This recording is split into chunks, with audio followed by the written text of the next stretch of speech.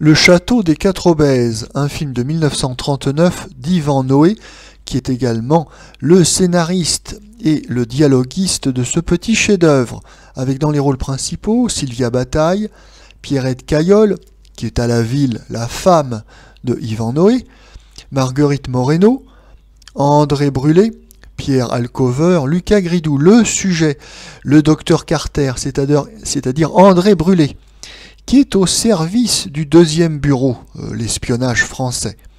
Enquête dans le château qu'habitent 4 obèses sur la disparition d'une formule de gaz asphyxiant.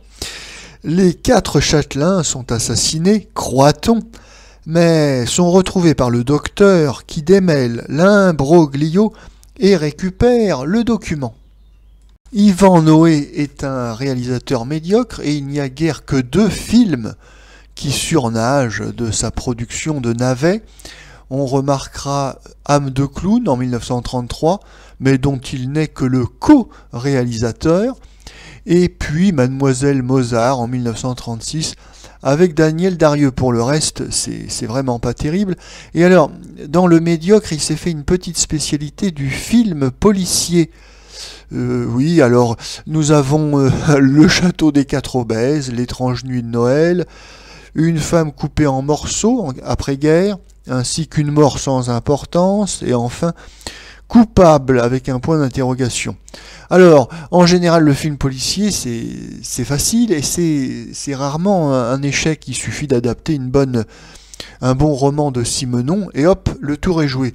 Mais malheureusement, Yvan Noé étant lui-même auteur de pièces de théâtre à vocation policière ou de romans policiers, il va adapter au cinéma ces très mauvaises productions littéraires. Et en 1939, nous avons droit à 2 films d'Yvan Noé pour le prix d'un, et ça n'est pas une formule, car ce sont vraiment des films à très petit budget. On croit d'ailleurs reconnaître les décors de l'un dans l'autre film, et on retrouve également la même distribution à peu de choses près. Alors je sais pas, ils ont dû être payés au forfait. 2 films pour le prix d'un, on retrouve Sylvia Bataille, André Brulé, Lucas Gridou, et bon, Pierrette Caillol, c'est un peu différent, puisque comme c'est la femme de l'auteur, elle est réquisitionnée pour les 2 films, et je ne sais pas si elle a été payée. Donc 2 films à 2 petits budgets, et puis aussi à très petit intérêt cinématographique.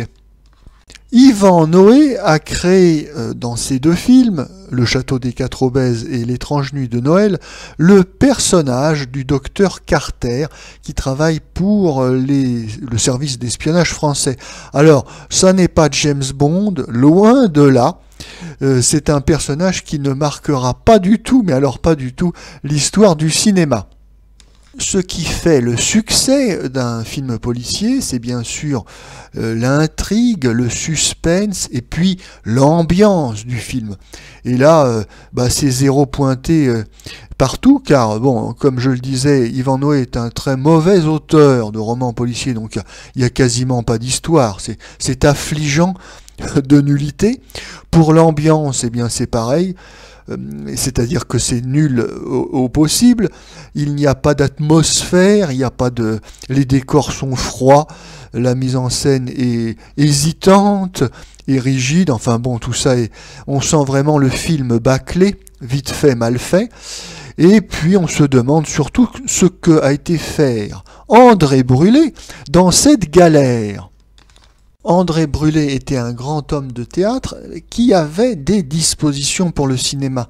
Il avait des dispositions car il a un visage très expressif, un petit peu mystérieux, inquiétant, et il est parfait dans des rôles un peu troubles au cinéma, en gros plan, où on voit bien ces jeux de physionomie. D'ailleurs, il a tourné au moins 2 bons films. Les gens du voyage en 1937 et Métropolitain en 1938. Mais pour le reste, il faut bien reconnaître que c'est très médiocre. Le château des quatre obèses reste donc une curiosité où on a un petit aperçu de son talent et qui laisse beaucoup de regrets.